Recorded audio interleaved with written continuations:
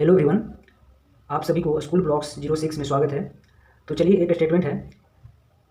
यंत्र और सही इन्फॉर्मेशन यानी कि सही जानकारी या तथ्य आपको ऊर्जा और समय बचा सकता है। यानी कि यंत्र और सही इन्फॉर्मेशन, सही जानकारी आपको ऊर्जा और समय दोनों बचा सकता है। ठीक है, तो आज हम लोग स्टार्ट करने वाले हैं डिस्काउंट चैप्टर। क्या स्टार्ट करने वाले हैं? डिस्काउंट। तो डिस्काउंट का मतलब होता है छूट। तो चलिए डिस्काउंट को स्टार्ट करते हैं। तो सबसे पहले है यहाँ पे डिस्काउंट। डिस्काउंट का क्या मतलब होता है? डिस्काउंट का मतलब होता है छूट। इसको हिंदी में क्या बोलते हैं? छूट। कैसे निकालते हैं और क्वेश्चन को कैसे अटेम्प्ट करते हैं वो हम आगे देखेंगे। देखिए, इसमें सबसे पहला टर्म होता है एमपी। एमपी क्या होता है? मार्क्स प्राइस होता है। एमपी क्या होता है? मार्क्स प्राइस होता है। और इसको हिंदी में हम लोग क्या बोलते हैं? अंकित मूल्य। अंकित मूल्य। देखिए, सेकंड जो है सेलिंग प्राइस होता है, यानी कि एसपी होता है। क्या होता है? सेलिंग प्राइस होता है, एसपी होता है। और इसको हम लोग क्या बोलते हैं? एसपी को विक्रय मूल्य। हिंदी में क्या बोलते हैं इसको? विक्रय मूल्य। तो यानी कि जब हम सेलिंग प्राइस कैसे निकालते हैं तो मार्क्स प्राइस में से डिस्काउंट को सब्ट्रैक्ट करते हैं। यानी कि विक्रय मूल्य बराबर क्या होता है? अंकित मूल्य माइनस छूट। अंकित मूल्य माइनस छूट। तो ये हमारा विक्रय मूल्य का फॉर्मूला होता है। विक्रय मूल्य का क्या फॉर्मूला होता है? अंकित मूल्य माइनस छूट, यानी कि मार्क्स प्राइस माइनस डिस्काउंट। तो यानी कि एसपी का क्या फॉर्मूला हो जाएगा? Marks price minus discount. Discount. तो चलिए एक हम लोग एग्जाम्पल लेते हैं। क्या लेते हैं एग्जाम्पल? एक हमने एक बिस्किट का पैकेट लिया है। क्या लिया है? Biscuit packet. ये है यहाँ पे बिस्किट पैकेट। देखिए, आप फिगर में देख लीजिए एक बार। एक हमने एग्जाम्पल ले रखा है। एग्जाम्पल में क्या है? एक बिस्किट का पैकेट है। क्या है? बिस्किट का पैकेट है। अब देखिए, जो बिस्किट का पैकेट होता है, जो उस पर छपा होता है, जो मोटे अक्षर में बिस्किट के पैकेट पर लिखा होता है, वही अंकित मूल्य होता है। अंकित मूल्य क्या होता है?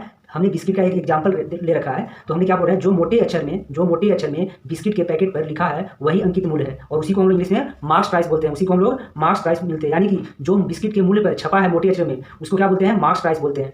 यानी कि वही मार्क्स प्राइस है जो लिखा है। तो देखिए, एक बात और हम लोग को याद करना है कि जो छूट होता है यानी कि डिस्काउंट होता है, वो हमेशा किस पे मिलता है? मार्क्स प्राइस पे मिलता है। दूसरे शब्द में छूट हमेशा अंकित मूल्य पर मिलता है। किस पे? अंकित मूल्य पर मिलता है। तो देखिए, हम लोग ने बिस्किट का एग्जाम्पल लिया था, तो इसको आगे सोल्व करते हैं कि एक बिस्किट का मार्क्स प्राइस कितना है? 50 रुपया है। ठीक है, एक दुकानदार क्या है? 5% छूट दे रहा है। दुकानदार 5% छूट दे रहा है बिस्किट पर। तो बताइए कि इसको दुकानदार कितने में बेचेगा? ठीक है, तो चलिए इसको करते हैं हम लोग आगे। तो आइए, हमने लिख रखा है, उसको आगे एक्सप्लेन करते हैं। तो हमने क्या किया? सबसे पहले हमने क्या किया कि देखिए, छूट हमेशा अंकित मूल्य पर मिलता है। हमने क्या बोला था? छूट हमेशा अंकित मूल्य पर निकालते हैं। किस पे निकालते हैं? अंकित मूल्य पर। अंकित मूल्य का मतलब कि मार्क्स प्राइस पर निकालते हैं। तो देखिए, पहले डिस्काउंट कितना हो जाएगा? डिस्काउंट कितना होगा? यानी कि छूट कितना होगा? तो 5% ऑफ मार्क्स प्राइस। डिस्काउंट किस पे निकाल? छूट हमेशा किसके निकालते हैं? अंकित मूल्य पर। तो 5% और पहले 50 से निकाल लिया, तो कितना आ गया? 2.5। हम लोग ने क्या पढ़ रखा है कि विक्रय मूल्य कैसे निकालते हैं? अंकित मूल्य माइनस छूट, यानी कि मार्क्स प्राइस माइनस डिस्काउंट। तो देखिए, डिस्काउंट हमारा कितना आ रखा है? 2.5। तो यानी कि सेलिंग प्राइस हमारा क्या आ जाएगा? Marks price minus discount. Marks price क्या था? 50, और डिस्काउंट करके हमें डिस्काउंट कितना आया है? 2.5। तो हमारा आंसर क्या हो जाएगा? 47.5 हो जाएगा। तो देखिए, एक तो 47.5 क्या होगा? दुकानदार का विक्रय मूल्य हो गया, यानी कि दुकानदार इसको 47.5 यानी कि 47.5 रुपये में उसको दुकानदार बेचेगा। देखिए, जब दुकानदार इसको बेचेगा तो कस्टमर के लिए क्या बन जाएगा? यानी कि कस्टमर के लिए कॉस्ट प्राइस बन जाएगा। तो चलिए, हमने एक और एग्जाम्पल ले रखा है, उसको एक्सप्लेन करते हैं।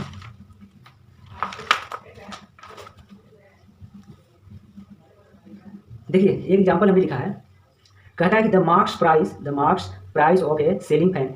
मार्क्स प्राइस कितना है सेलिंग फैन का? 1250। And the shopkeeper allowed a discount of 6%। दुकानदार कितना का छूट देता है? 6% का।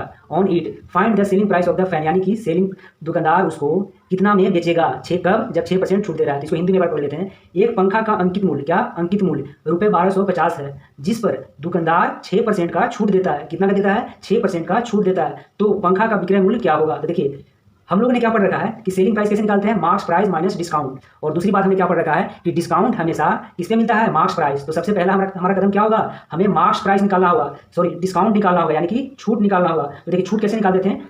यानी कि छूट कैसे निकालेंगे? हम हमेशा मार्क्स प्राइस पे, तो डिस्काउंट कैसे निकालेंगे? 6% ऑफ 1250। 6% ऑफ 1250। तो परसेंटेज को हमने क्या किसने चेंज किया? परसेंटेज को हटाने के लिए क्या करते हैं? 100 से डिवाइड और 1250, यानी कि इससे जो हम लोगों ने काटा तो कितना आ गया? 75। कैसे काटा? इसको हमने 100 है ना, तो 1 0 से 1 0 काट दिया, और 5 दूनी का 10, 25 25 चौके 100, 25 बचे 125 से कितना आ गया? इसको हमने क्या 5 से काटा था ना, तो 25 चौका 100, 25 बचे 125 से कट गया, और फिर बचा 2, तो 2 से 6 कट गया 3, यानी कि 75। तो डिस्काउंट कितना आ गया? छूट हमें कितना मिला? 75, यानी कि 75 रुपये का। सेलिंग प्राइस कैसे निकाल देते हैं? Marks price minus discount. तो मार्क्स प्राइस हमारा कितना था? 1250, और हमारा डिस्काउंट कितना आया है? 75।